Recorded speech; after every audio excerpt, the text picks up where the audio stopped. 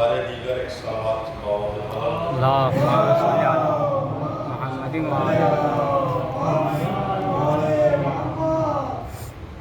سب سے پہلے میں شکریہ ادا کرنا چاہتا ہوں یہاں کے جو منتظمین میں سے جناب حسنین حسین ہیں، جن سے میں نے یہ گزارش کی تھی کہ مجھے یہاں اس وقت ایک مجلس پڑھنے کا موقع دیا جائے، اور غالباً مولانا صاحب جو یہاں مجلس پڑھتے ہیں وہ موجود ہیں، ہم ان کے بھی شکر گزار ہیں کہ انہوں نے اس خاکسار کو موقع دیا۔ آپ تمام حضرات ظاہر سی بات ہے کہ گجرات میں رہتے ہیں اور گجراتی ہی زبان بولتے ہیں، لیکن چونکہ میں شہر لکھنؤ سے آیا ہوں، وہیں کا رہنے والا ہوں، لہٰذا مجھے گجراتی نہیں آتی، لیکن کوشش کروں گا کہ آپ حضرات کے اذان عالیہ میں کچھ پیش کر کے آؤں، اور میں اس وجہ سے کہ پہلی مرتبہ آپ کے اس جوار میں، آپ کے اس ملک میں یا اس علاقے میں پہلی مرتبہ مجھے شرف حاصل ہوا آنے کا، اور آپ حضرات چونکہ جو ایک پہچان ہے آپ کی پوری دنیا میں، وہ شہر لکھنؤ میں بھی ہے، اور باقاعدہ طور پہ آپ تمام حضرات کو، جو فوجہ حضرات نے، پوری دنیا ان کو جانتی ہے، شہر لکھنؤ میں بھی بہت سے لوگ اچھی طریقے سے واقف ہیں، اور آپ حضرات کی بدولت میں کوئی، یہ امام بارگاہ ہے، مولا کا روضہ ہے، اگر میں نعوذ باللہ استغفر اللہ ایک ذرہ برابر بھی کسی کی خوشنودی کے لیے کہہ رہا ہوں نہ، یہ ایک حقیقت ہے جو میں آپ کے سامنے بیان کر رہا ہوں کہ آپ حضرات کی بدولت آج بھی نہ جانے کتنے مدارس موجود ہیں جس میں طلباء جو علم حاصل کر رہے ہیں، اور انہی میں سے میں بھی ایک ہوں، میں نے بھی مدرسے میں علم حاصل کیا ہے، تو ظاہر سی بات ہے کہ آپ حضرات جو رقم دیتے ہیں، شرعی رقم جن سے مدارس اور مکاتب چلتے ہیں، تو ظاہر سی بات ہے کہ میں نے بھی مدرسے میں علم حاصل کیا، تو میں آپ کے سامنے آیا یہاں، مجھے اچھا لگا، میں گاندھی نگر میں میرے ایک عزیز ہیں، رشتے دار ہیں، میں ان کے وہاں ٹھہرا تھا، تو انہوں نے مجھے گھمایا پھرایا، کہ بھائی ہوم ٹرپ تو یہ ہے کہ مجھے کسی روزے کی زیارت کرو، تو بولے کہ یہاں ایک جگہ ہے کانودر، وہاں پر روزہ ہے، وہاں آپ کو لے کے چلتے ہیں، چلو یہاں لے کے آئے۔ اب چونکہ میں دیکھ نہیں پاتا ہوں، میری آنکھوں میں بینائی جو ہے وہ بچپن سے ہی بالکل کمزور ہے، مجھے دکھائی نہیں دیتا ہے، یعنی آپ حضرات جو بیٹھے ہیں مجھے کسی کی بھی شکل کوئی صورت نہیں دیکھ پاتا، مگر یہ حسین بادشاہ کا، شاردا معصوم صلی اللہ علیہ وسلم کا کرم ہے کہ جنہوں نے مجھے لائق کیا کہ میں انہی کے گھر کی نوکری کرتا ہوں، میں جسے ہوتا ہوں، اور انہی کا دیا ہوا رزق کھا رہا ہوں۔ تو بہرحال میں یہاں آیا تو میں نے کوشش کی کہ آپ حضرات کے روبرو ہوں، اور یہاں کے روزے وغیرہ ان کو میں نے محسوس کیا، دیکھ تو نہیں کر رہا ہوں، لیکن جو میں نے محسوس کیا ہے عالی شان روزے، میرے ساتھ جو لکھنؤ سے میرے عزیزہ تعلیم آئے ان لوگوں نے بھی مجھے بتایا کہ ماشاءاللہ بہت اچھے روزے، اور مجھے وقت بہت کم، چونکہ ظاہر سی بات ہے آپ حضرات کا اپنا ایک سسٹم ہے نا، اس کے تحت ہی پروگرام ہوتا ہے، تو مجھ سے کہہ دیا گیا تھا کہ 15 منٹ سے زیادہ گفتگو ہو، تو لہٰذا میں اس چیز کو نہیں روکتے ہوئے کہ پروردگار آپ لوگوں کی توفیقات میں اضافہ کریں، اور آپ لوگ اسی طریقے سے دین کی خدمت کرتے رہیں۔ بس چند منٹ میں آپ کی خدمت میں اس آیت کے ذمہ میں عرض کر دوں جو میں نے ابھی آپ کے سامنے پڑھی ہے، سورہ بقرہ کی یہ پہلی آیت کریمہ ہے، اور سبھی حضرات ماشاءاللہ سے قرآن پڑھتے ہیں، سب جانتے ہیں، یہاں تک کہ اس کا جو مطلب ہے اس کو بھی جانتے ہیں، وہ چاہے گجراتی میں سمجھے جیسے بھی سمجھے، کہ الف لام میم ذالک الکتاب لا ریب فیہ، اللہ کہہ رہا ہے قرآن کے بارے میں کہ وہ کتاب ہے کہ جس کے بارے میں ایک ذرہ برابر بھی کوئی شک و شبہ نہیں، کس چیز کا؟ یہ اللہ کی کتاب نہیں ہے، یعنی یہ الہی کتاب ہے، اللہ نے اس کو نازل کی ہے، اس میں کوئی شک، نو ڈاؤٹ، ہدی للمتقین، اللہ نے اس کتاب کو متقین کے واسطے ہدایت قرار دیا۔ دیکھیں دوستوں، میرے بھائیوں، قرآن ساری دنیا پڑھتی ہے، مسلمان سب پڑھتے ہیں۔ اللہ سب کو توفیق دے کہ سب آپس میں ایک دوسرے کے ساتھ بھائی چارہ قائم کریں، اور ہم بھی یہی چاہتے ہیں کہ ساری دنیا کے مسلمان ایک دوسرے کے ساتھ مل جل کریں۔ لیکن آپ دیکھیں کہ قرآن ساری دنیا پڑھتی ہے، اور دنیا کا ہر مسلمان اگر قرآن کے بارے میں سوال کرے تو یہ کہے گا کہ قرآن ہمارے لیے ہے۔ کوئی کچھ کہتا ہے، کوئی کچھ کہتا ہے، لیکن اللہ نے قرآن میں اس سورہ بقرہ کی پہلی آیت میں یہ واضح کر دیا بالکل صاف کہ قرآن اگر ہدایت ہے تو صرف متقین ہے۔ متقین یعنی تقوی الہی کو اختیار کرنے والے۔ اب یہ قرآن کا سب سے وسیع موضوع اور وقت چاہیے اس میں بیان کرنے کے لیے، لیکن میرے پاس وقت نہیں، اس لیے ہمیں بہت ہی مختصر کریں کہ جن چیزوں کو اللہ نے اس آیت میں پیش کیا ہے وہی آپ کے سامنے بیان کروں کہ متقین کون ہے، تقوی الہی کو اختیار کرنے والے کون لوگ ہیں، اس کو متقی کہا جاتا ہے۔ تو اس میں بہت تفصیل چاہیے، کیوں؟ کیونکہ تقوی کی تعریف، تقوی کس کو کہتے ہیں، اس کے معنی کیا ہے، ڈیفینیشن، پریبھاشا کیا ہے، یہ سب کے لیے بہت وقت ہے۔ لیکن میں مختصر بہت جلدی دوں کہ اللہ نے خود اس آیہ کریمہ میں ان لوگوں کو پیش کیا ہے کہ جن کو متقی کہا جاتا ہے۔ کون ہے؟ الذین یؤمنون بالغیب، وہ لوگ کہ جو غیب پہ ایمان رکھتے ہیں۔ سب سے پہلی جو پہچان بتائی اللہ نے، صفت ان کو انٹروڈیوس کرا ہے، وہ یہ ہے کہ وہ غیب پہ ایمان رکھتے ہیں۔ ان کی دوسری صفت یہ ہے کہ یقیمون الصلاۃ، وہ نمازوں کو قائم کرتے ہیں، وَمِمَّا رَزَقْنَاهُمْ يُنْفِقُونَ، اور جو انہیں اللہ نے دیا ہے وہ راہ خدا میں خرچ کر دیتے ہیں۔ صلوات اللہم صلی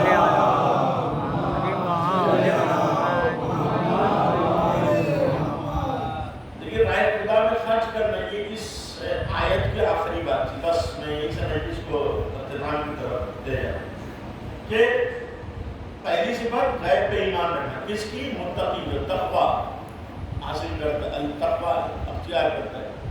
اللہ کا قرآن اس کے لیے ہدایت ہے۔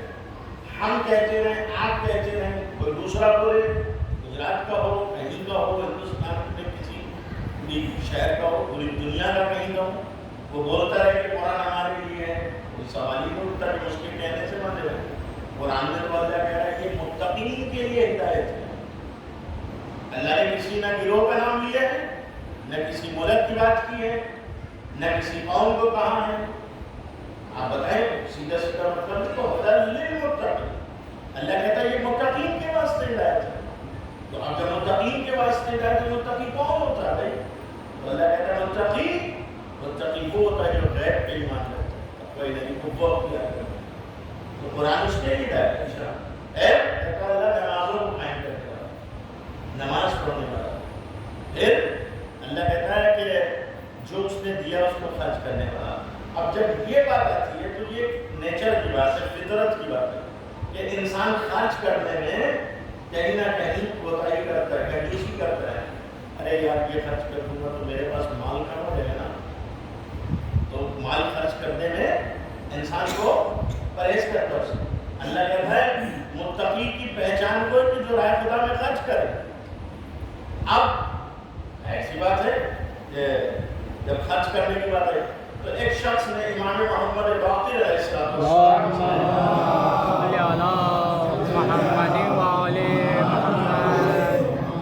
سوال کیا کہ مولا فرزند رسول یہ بتائیں کہ قرآن میں تو اللہ یہ کہہ رہا ہے کہ متقی وہ ہوتا ہے جو غیب پہ ایمان رکھتا ہے، جو نماز کو قائم کرتا ہے، نماز پڑھتا ہے اور جو راہ خدا میں خرچ کرتا ہے۔ تو امام نے کہا بے شک، مولا ہم غیب پر بھی ایمان رکھ سکتے ہیں، ہم نماز بھی پڑھتے ہیں، لیکن جو اللہ کہہ رہا راہ خدا میں خرچ کرتا ہے تو مولا میرے پاس تو کچھ ہے ہی نہیں، میں خود فقر و فاقے کی نوبت میں میرا بھوکا رہتا ہوں، 2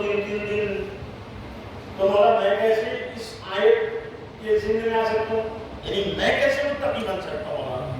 تو پھر ظاہر سی بات ہے کہ یہ انسان کی فطرت ہے، جان خرچ کرنے کی بات آتی تو یہ کرے ارے مولانا اگر میرے پاس ہوتا تو میں بھی خرچ کرتا، کیا کروں، یہ عمارت بن رہی، روزہ بن رہا ہے، بیٹی یہ مسجد بن رہی نا، مولانا میرے پاس ہے نہیں، میں کہاں سے لاؤں، اگر ہوتا تو میں بھی خرچ کرتا، یہ انسان کہہ رہا تو اس نے بھی یہ کہا مولا، وہ تو فرزند رسول سے کہہ رہا تھا، امام سے کہہ رہا تھا، کہہ لگا مولا ہمارے پاس کچھ نہیں ہے، ہم تو خود بھوکے رہتے ہیں۔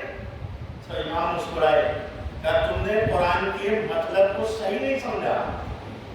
کہا مولا کیا مطلب؟ کہا اللہ نے یہ نہیں کہا کہ پیسہ خرچ کرو، اللہ نے کہا مما رزقناہم ينفقون۔ اب جو مولانا صاحب کے یہاں تشریف فرمائے، نماز پڑھاتے ہیں، آتے ہیں لے کر عربی کے بارے میں، یہ عربی میں مائے موصولہ ہے، ماں، مما رزقناہم ينفقون، عربی میں اس کو مائے موصولہ کہتے ہیں۔ مائے موصولہ کا مطلب یہ ہوگا کہ جو کچھ اللہ نے دیا ہے وہ راہ خدا میں خرچ کرو۔ اللہ نے پیسے کی بات کہاں کی؟ اللہ نے رقم کی بات کب کی؟ اللہ نے نہ کیش کی بات کی، نہ سونا چاندی کی بات کی۔ وہ تو کہہ رہا ہے مما رزقناہم ينفقون، جو اس نے تم کو دیا ہے وہ خرچ کرو۔ تو پہلے یہ طے کرو کہ اس نے تم کو کیا دیا۔ یہ ہاتھوں میں طاقت اگر تمہاری ہے تو نہ خرچ کرو، اگر اللہ کی ہے تو اس کو اس کی راہ میں خرچ کرو۔ اگر یہ پیروں میں چلنے کی قوت اس نے تمہیں دی ہے تو اس کو اس کی راہ میں خرچ کرو۔ اگر یہ دماغ میں سوچنے کی صلاحیت اور یہ طاقت اس نے عطا کی ہے تو اس کو اس کی راہ میں خرچ کرو۔ صلوات محمد کو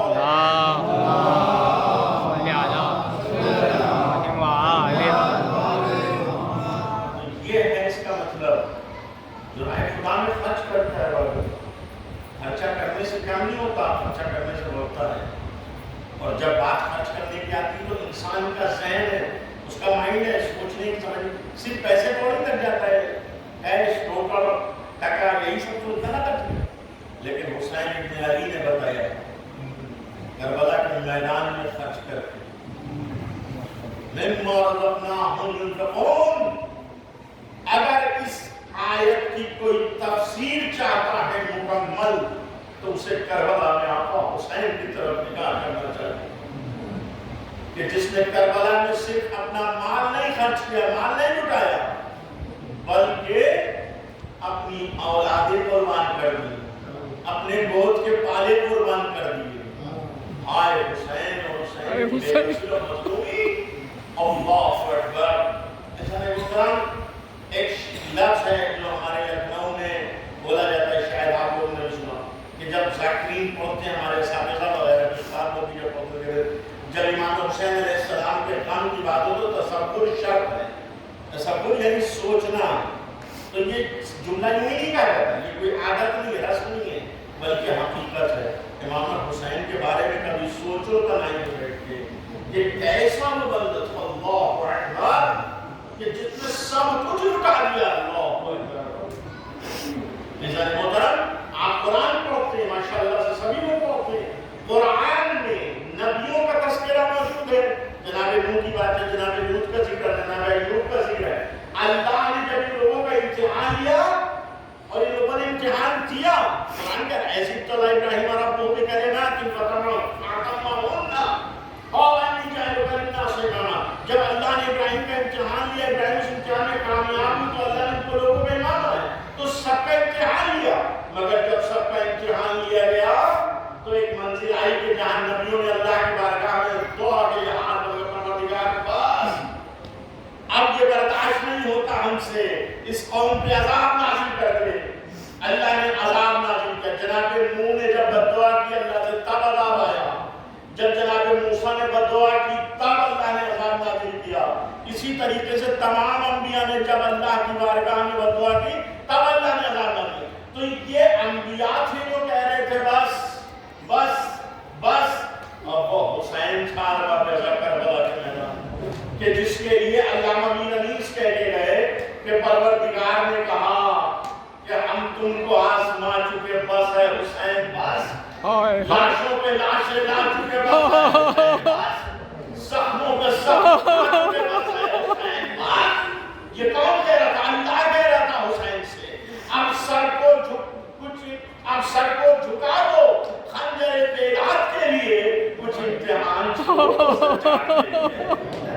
یہ آیت قرآن میں بولی یا ایتھا النفس المطمئنہ ارجعی الی ربک راضیۃ مرضیہ. اللہ اکبر. حسین سے پروردگار کہہ رہا تھا اے نفس مطمئنہ پلٹا، اللہ تجھ سے راضی ہے. اللہ محترم ہماری جان قربان اس آقا حسین پر کہ اس نے اس عالم میں لی کہ جس میں اتنے تین پیوست تھے کہ امام کا جسم انہی تینوں کے اوپر خلق تھا، اسی کے اوپر ٹکا ہوا تھا. جب شیرے پر وہ خنجر لے کر آگے بڑھا اور اس نے یہ چاہا کہ آقا حسین کا گلا کاٹ دے تو روایتوں میں لکھا ہے کہ آقا حسین نے اپنے دونوں ہاتھوں کو سینے سے گلا میں رکھا. اللہ سے کہتے اے پروردگار، اے میرے معبود تو گواہ رہنا کہ تیرا حسین تیری راہ میں ثابت کر رہا ہے. اور باب رضا حسین نے اس منزل میں بھی بددعا نہیں کی، مگر ہاں ایک دکھیاری ماں تھی جو حسین کے گلے سے لپٹی ہوئی وہ شکر سے فریاد کرتی جا رہی تھی میرا بچہ بے گناہ ہے. چکی چلا چلا کے اپنے لاڑ کو مارا. حسین کہہ رہے تھے اے اماں اپنے رخساروں کو حسین کے گلے سے ہٹا لو. جو نانا سے وعدہ کیا تھا وہ نبھانے کا وقت آ گیا. اے اماں حسین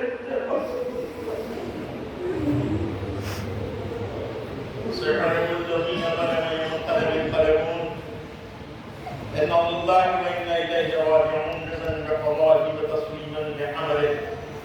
پروردگار ہماری اس عبادت کو قبول فرماؤ. میرے معبود جہاں بھی پوری دنیا میں شیعہ حیدر کرار موجود ہیں ان کی جان مال سکاموں کی مدد فرماؤ. بالخصوص اس وقت اس بارگاہ میں جتنے بھی لوگ موجود ہیں ان سب کی جائز دینی مرادوں کو پورا کر دیا. پروردگار ہمیں زیادہ سے زیادہ توفیق دے کہ ہم علم دین حاصل کریں اور سیرت رسول صلی اللہ علیہ وسلم پر عمل کریں. پروردگار جن لوگوں نے یہ بارگاہ بنائی ہے یا جو لوگ بھی دین کی خدمت کر رہے ہیں ان کے کاروبار میں ترقی عطا فرما، ان کے رزق میں برکت عطا فرما. پروردگار دعاؤں میں صرف ایک ہی دعا ہے، عظیم دعا ہے جو تیری بارگاہ میں کریں کہ پروردگار منتقم خون حسین امام عصر علیہ السلام کے ذوقوں میں تعلیم فرمائے اور اس لائق بنا کے امام اپنے غلاموں میں شمار کر دیں. اور ربنا تقبل منا انک انت السمیع العلیم. آپ حضرات سے گزارش ہے کہ سورہ حمد اور 3 بار سورہ توحید کی تلاوت فرما کر سید ریاض اور تمام مومنین مومنات اور جتنے لوگ یہاں بیٹھے ہیں ان سب کے جو اعزاء و اقربا اس دنیا میں ہیں ان لوگوں کے لیے سورہ اللہم صلی اللہ علیہ وسلم. بسم اللہ الرحمن الرحیم. الحمدللہ رب العالمین. ایاک نعبد و ایاک نستعین اهدنا الصراط المستقیم صراط الذین انعمت علیہم قل اللہ بسم اللہ الرحمن الرحیم. قل هو اللہ احد اللہ الصمد لم یلد ولم یولد ولم یکن له کفوا احد. بسم الله الرحمن الرحيم. قل هو الله احد الله الصمد لم يلد ولم يولد ولم يكن له كفوا احد. اللهم صل على محمد وعلى محمد اللهم صل على محمد اللهم صل على محمد. پروردگار اس سورہ فاتحہ کے صلوات کا ثواب اس مجلس کے ذریعے رب العالمین صلی اللہ علیہ وسلم سید ریاض اللہ تمام مومنین مومنات کے جو گزر چکے ان کے لیے عیسائی کرنے سے قبول فرما اور ان کی روح باعث تسکین قرار دے.